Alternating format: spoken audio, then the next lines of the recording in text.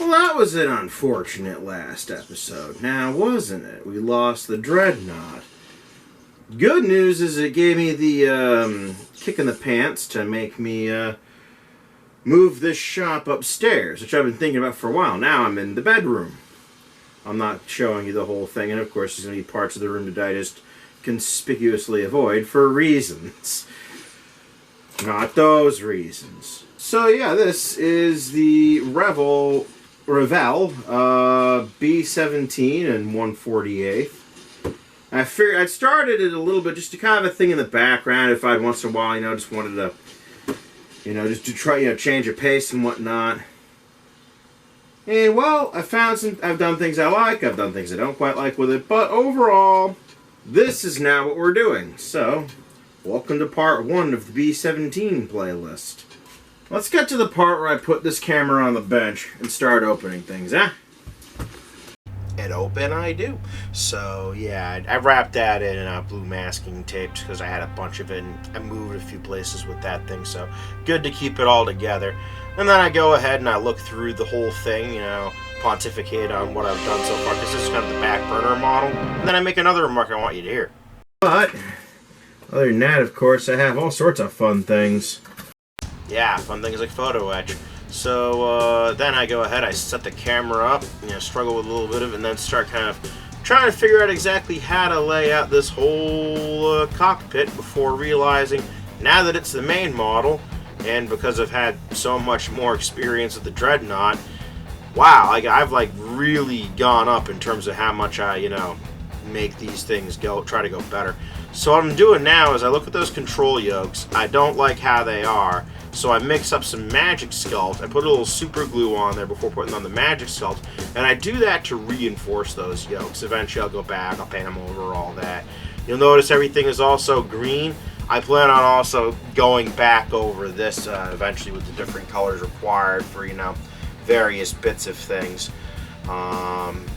So yeah, also back to longer sets of me doing this time-lapsey stuff.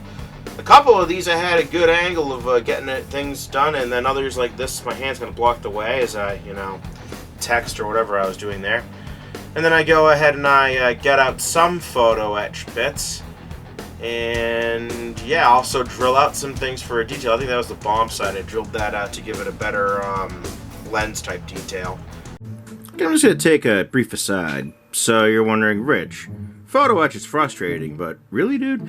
Actually, yeah, welcome to the rest of my room. So that was my son. Now, he wasn't doing anything bad. He didn't get frustrated and throw the thing. No, he was just curious as to how to put it together. He was just trying to, trying to build it on his own a little bit. I guess he was just trying to be helpful. He does that a bit, and he means very well.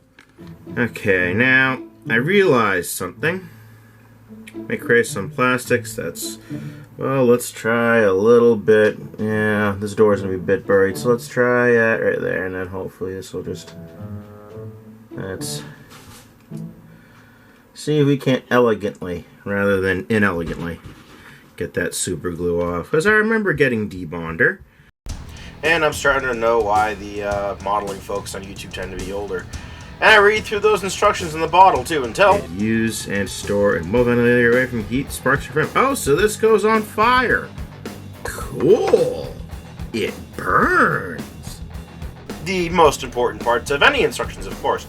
But then I use the debonder to successfully and more easily remove a lot of the super glue that my son also put on there when he was trying to build and be like Daddy. But you'll notice something a little different if you're familiar enough with the Revell kit. You will see... These panel lines, Rich, there's a lot of scratches around them. They're a little uneven at points, and you can see them from orbit. What's up? Well, here's the mark that must not be seen, right here. This right here is a raised panel line. This is the mark of the devil, the beast. This beautiful model kit. It must be cleansed. I must remove all the raised panel lines and recess them. Now, previously, I was doing that with this nice Tamiya tool, right? And I learned a few things about doing it with that. I'm letting the debonder sit here. So you see, this is a nice little tool, right? And it can work with a raised panel line. You can use it. Actually, I think I got right here. I can do it with. Nice curve, and I bet it'll even do the quote-unquote bad thing that makes me not like it so much. So as you can see here, this is raised, right? Now if I push, not pull it like you normally do, push it along, and I'm careful, I can follow with some accuracy. I push a few times, right? It can do the work. But I got this because I wasn't able to get them nice, really nice photo etched like micro type saw blades. Then I found that Tamiya basically makes the same things and calls them craft saws. Then as you can see, while this is now, able to be made into not Mark of the Beast, it unfortunately, sadly, is now far more uneven. Which is sad. It's kind of it's a tragedy, actually. It's a piece of history lost. It's the paving over of a natural wonder for yet another parking lot. So as you can see, this ends up not looking nearly as good as you'd like. Because to get the depth, you got to go backwards, because that's actually how this thing works. You drag it. So this actually did a little better than I thought it would, but still really just feels, again, and then you see scrapes here and here. I'm either going to have to call that battle damage or fill it in. But I have a new and better tool for this. The craft saw that I just mentioned. So my procedure so far for these raised panel lines is to nicely nestle up that Tamiya razor saw you see just now.